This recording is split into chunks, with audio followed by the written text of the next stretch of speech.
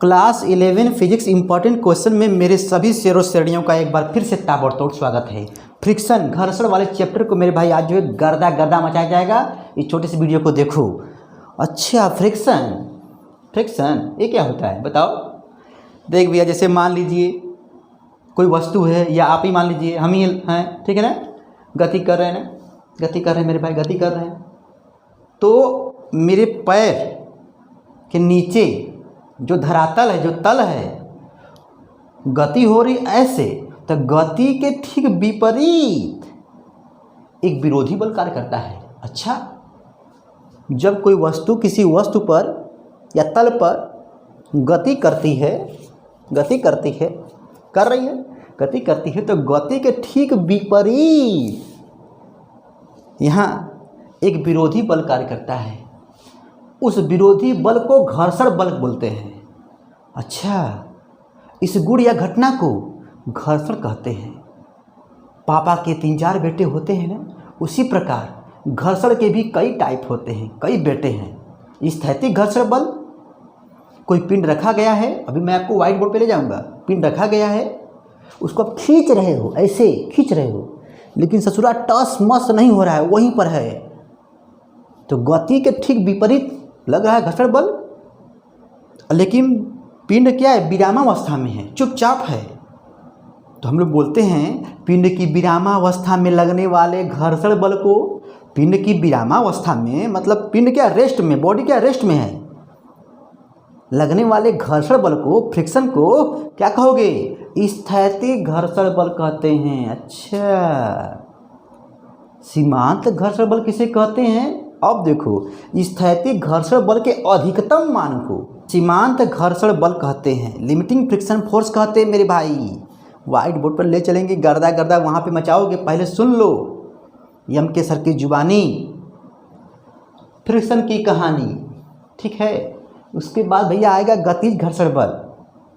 जब पिंड गति करने लगेगा ना, तो पिंड के गति की अवस्था में लगने वाले घर्षण बल को, लगने वाले घर्षण बल को क्या कहोगे? बोलो बोलो बोलो मेरे भाई, गतिज घर्षण बल कहते हैं। अच्छा, उसके बाद इसके भी 2 बेटे हैं, स्लाइडिंग फ्रिक्शन, रोलिंग फ्रिक्शन।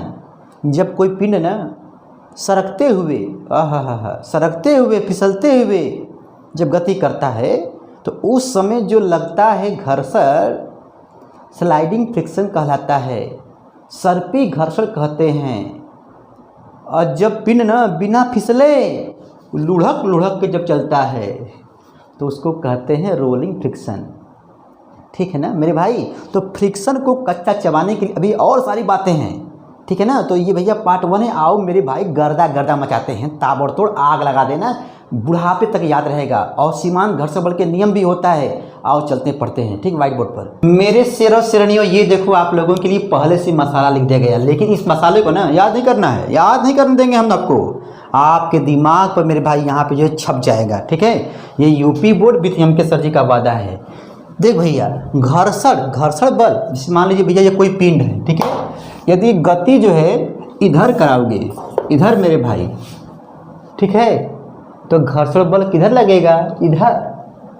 तो गति के ठीक विपरीत, गति भाई इधर हो रहा है, तो गति के ठीक विपरीत लगने वाले विरोधी बल को क्या कहेंगे भैया? घर्षण बल कहेंगे, ठीक है ना। तो देख भाई, मोशन इधर हो रहा था, ठीक है, और घर्षण बल भाई कहाँ लगेगा बताओ? इधर लगेगा। आप कहोगे सर जी जब मान लीजिए हम इसको इधर खींचेंगे तो सरकाएंगे तब। अच्छा, तो मेरे भाई घर्षण बल किधर लगेगा? इधर लगेगा, ठीक है ना। संपर्क तलों के बीच में, संपर्क तलों के मध्य में होता है यहाँ पे, ठीक है ना, जहाँ पे रगड़ है यार, रगड़ा रगड़ी हो रहा है, ठीक है, फ्रिक्शन। अच्छा भैया, जैसे पापा के 4-5 बेटे होते हैं, उसी प्रकार जो है घर्षण के भी जो है कई बेटे हैं। स्थैतिक घर्षण बल देखो लिखा गया है, पिंड की विरामावस्था में, जो मुंह से बोले थे ना शुरुआत में वही है, पिंड की विरामावस्था में लगने वाले। जैसे मान लो भैया जो है ये कोई बॉडी है, इसको जो है यहाँ से जो है रस्सी लगा के जो है भैया यहाँ पे लगा दिए, कोई बॉड जो है यहाँ से रख रहे हो, 100 ग्राम खींच रहे हो, ठीक है ना। तो भैया जो है जब 100 ग्राम दिए, लेकिन ये पिंड जो है टॉस मॉस नहीं हो रहा, रेस्ट में है, चुपचाप ऐसे है चुपचाप। फिर 200 ग्राम भाई रख दिए, लेकिन फिर भी क्या रेस्ट में है, नहीं सरक रहा है। अच्छा 300 ग्राम रख दिए, मतलब फोर्स यहाँ मेरे भाई जो वेट बढ़ा रहे हो, लेकिन ये ससुरा जो है रेस्ट में है। अच्छा मतलब जो इधर कोई चाप रहा है, इधर कोई चाप रहा है कि नहीं जाने देंगे, नहीं जाने देंगे, इसके संपर्क तल के मध्य। अच्छा ये बात है। तो मेरे भाई पिंड की विरामावस्था में देखो इस टाइम क्या लग रहा है, स्थैतिक घर्षण बल, स्टैटिक फ्रिक्शन। पिंड की विरामावस्था में लगने वाले घर्षण बल को, बोलो बोलो, पिंड की विरामावस्था में, जब तक पिंड जो है रेस्ट में है, विरामावस्था में है, इस टाइम लगने वाले घर्षण बल को मेरे भाई क्या बोलोगे, स्थैतिक घर्षण बल कहेंगे। और यदि मान लो कहना है तुमको स्थैतिक घर्षण, तो कहना इस गुण या घटना को स्टैटिक फ्रिक्शन कहेंगे। ठीक है मेरे भाई। अब देखो ये वाला, इसको संकेत लिखिएगा, इसे यफयस से व्यक्त करते हैं। और मेरे भाई यफयस जो होता है ना, यफयस इधर वाला, वो अभिलंब प्रतिक्रिया बल आर। ये आर क्या होता है मेरे भाई, अभिलंब प्रतिक्रिया बल, ठीक भैया, आर कि क्या होता है, समानुपाती होता है, अनुक्रमानुपाती होता है। जैसे मान लीजिए भैया देखो, ये आप कुर्सी पर बैठते हो ना, बैठ गए आराम से, तो भैया आपका वेट जो नीचे कार्य कर रहा है, नीचे वो mg है, लेकिन आपके यहाँ ऊपर मेरे भाई जो है हाँ नॉर्मल लगता है। एक्शन रिएक्शन पढ़े हो नहीं पढ़े हो, नीचे भाई आपने एक्शन कर दिया, बैठ गए, लेकिन आपके ऊपर जो मतलब यहाँ पर मेरे भाई जो है ऊपर की तरफ एक बल कार्य कर रहा है। देखो यहाँ पर देखो, ये तुम्हारा हो गया भैया कोई गुटका, इसका भार कहाँ काम करा, नीचे, लेकिन भैया इसके ऊपर कौन कार्य करेगा, आर, उसी को बोलते हैं अभिलंब प्रतिक्रिया बल आर। ठीक है ना। तो कह रहा है कि यफयस जो होता है आर के अनुक्रमानुपाती होता है। तो बच्चा बच्चा जानता है कि भैया जब ये हटेगा अनुक्रमानुपाती का चिन्ह, तो अपने साथ लेके आएगा, बराबर लेके आएगा, और कोई एक नियतांक लेके आएगा। तो यहाँ पे आएगा म्यू यस, मुँह से बोलो म्यू यस इंटू आर। भैया ये म्यू यस क्या है, तो कहिएगा स्थैतिक घर्षण गुणांक, स्थैतिक घर्षण गुणांक यहाँ बोलिएगा। और आर का मान मेरे भाई क्या है, mg है। क्या भैया, mg के बराबर होगा बैलेंस कंडीशन में। आया नहीं भाई, बोलो जी, नहीं आया। ओहो, पिंड की विरामावस्था में लगने वाले घर्षण बल को बोलो बोलो स्थैतिक घर्षण बल कहते हैं। यहाँ पे हो जाएगा। उसके बाद कहिएगा यह यफयस जो है आर के क्या होता है, अनुक्रमानुपाती होता है। हटा दीजिएगा, आज यहाँ पे आएगा म्यू यस आएगा, आर का मान mg भरिएगा, गर्दा गर्दा मचा दीजिएगा। ठीक है। अब देख भाई स्टैटिक फ्रिक्शन क्या होता है। अब देख भाई, आपने यहाँ पे 300 ग्राम का बाट रखा था ना, क्या था भैया, रेस्ट में ना, फिर 50 ग्राम मान लीजिए और रख दिए, रेस्ट में है। और 50 ग्राम के बाद यदि छोटा सा भी कोई पार्ट रख दिए,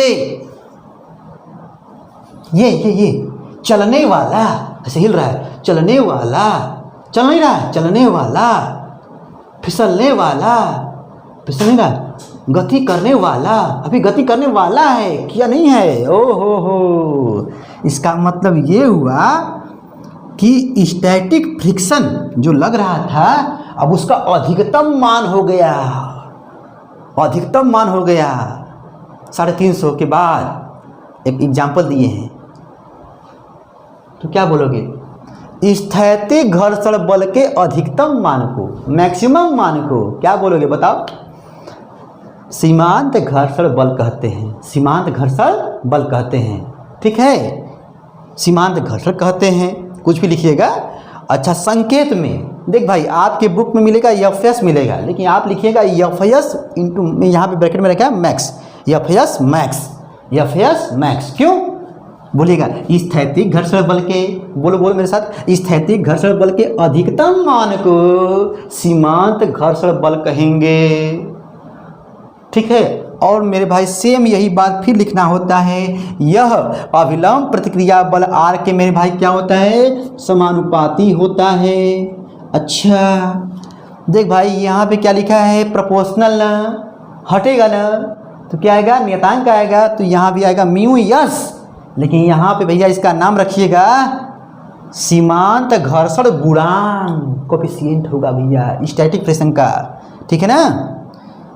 आर का मान भैया वही mg हो जाएगा, तो नया फार्मूला बन गया, F X max equal to हो जाएगा mu S into M G, mu S into M G, बोलोगे ना, लिखा भी है।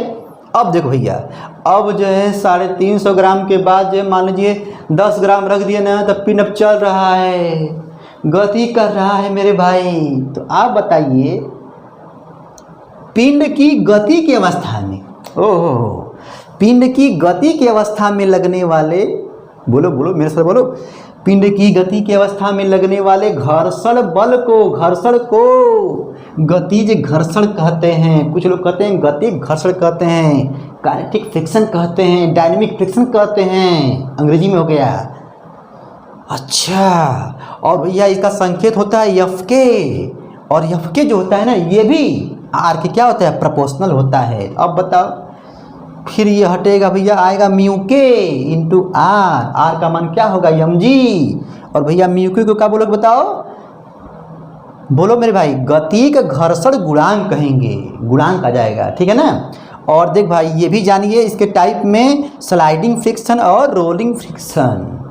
रोलिंग फ्रिक्शन तो भैया स्लाइडिंग फ्रिक्शन क्या होता है, जब एक वस्तु किसी दूसरे वस्तु के सतह पर, हमने बोला था सरकता जाए ना, सरकते हुए फिसलते हुए जब गति करती है, तो उस समय जो लगता है घर्षण, ठीक है, उसको क्या बोलेंगे भैया, स्लाइडिंग फ्रिक्शन। इसी प्रकार जो है होता है रोलिंग फ्रिक्शन। लेकिन रोलिंग फ्रिक्शन में क्या होता है, जब कोई वस्तु दूसरे वस्तु के सतह पर क्या करती है, गति करती है, लेकिन बिना फिसले लुढ़कती है। गति भाई करेगी लेकिन बिना फिसले क्या करती है भैया, लुढ़कती है। तो ऐसे लिखिएगा, जब कोई वस्तु दूसरे वस्तु पर बिना फिसले लुढ़कती है, इस समय लगने वाले घर्षण को, फ्रिक्शन को रोलिंग फ्रिक्शन कहते हैं। इसकी हिंदी होती है लोटनिक घर्षण, बेलनी घर्षण, बड़ा टेढ़ा है। एक बात और, रोलिंग फ्रिक्शन जो होता है ना, उसका मान स्लाइडिंग फ्रिक्शन से कम होता है। अरे जैसे किसी वस्तु को आप नहीं करते हो, ऐसे मान लो जो सरका के ले जा रहे हो, अरे पत्थर है, कोई भारी वस्तु है, तो दो लोग आते हैं, रुको रुको यार, एक छड़ जो है ऐसे नीचे लगाते हैं, वहाँ गया, लुढ़क गया उधर, फिर उधर गया, होता है ना मेरे भाई। तो कहने का मतलब ये कि रोलिंग फ्रिक्शन में क्या होता है, लुढ़कना, लुढ़काते हुए ले जाते हो, और इसमें क्या होगा मेरे भाई, ये सरकता हुआ चलेगा, फिसलते हुए चलेगा। आप लोग समझदार हो, ठीक है ना। तो भैया अब देखो सीमांत घर्षण के नियम क्या होता है। इसमें 4 नियम 3 नियम लिखिएगा आप लोग, कहिएगा सीमांत घर्षण बल निम्न कारकों पर निर्भर करता है। पहला, यह पृष्ठ के खुरदरेपन, चिकनेपन, मतलब प्रकृति पर भैया निर्भर करती है। खुरदरा है तो अधिक, चिकना है तो कम, ठीक है ना। नंबर 2 लिखिएगा, सीमांत घर्षण बल के नियम में यह पृष्ठ के क्षेत्रफल पर निर्भर नहीं करता है। अच्छा, तीसरा लिखिएगा यही वाला बात, ठीक है ना, यह अविलंब प्रतिक्रिया बल आर के क्या होता है, अनुक्रमानुपाती होता है, ठीक है, यह फेस लिखिएगा। और मेरे भाई इतना जो है पूरा छाप दीजिएगा, हो गया आपका नियम। टेढ़ा है पर मेरा है मेरे भाई, गर्दा मचा दो। तो सबसे पहली बात मेरे भाई, इसका ले लो स्क्रीनशॉट, ठीक है ना। ये पार्ट 1 है। अब पार्ट 2 में हम लोग लेके आएंगे घर्षण कोण किसे कहते हैं, ठीक है ना। उसके बाद जो है आनत तल पे गति आएगा, न्यूमेरिकल आएंगे मेरे भाई, 3-4 वीडियो बनेगा, ठीक है ना। पार्ट 1, पार्ट 2, पार्ट 3 या पार्ट 4 तक स्वाहा कर दिया जाएगा, ठीक है ना। तो फ्रिक्शन, क्लास 11 फिजिक्स मेरे भाई, फ्रिक्शन को पढ़ने वाले मेरे सभी शेरों श्रेणियों को धन्यवाद, ठीक है ना। लेकिन मेरे भाई हो सके तो दोस्तों को शेयर कर देना, ठीक है। मैं फिर आऊँगा, टाटा बाय बाय, पढ़ते रहो मेरे शेरों श्रेणियों।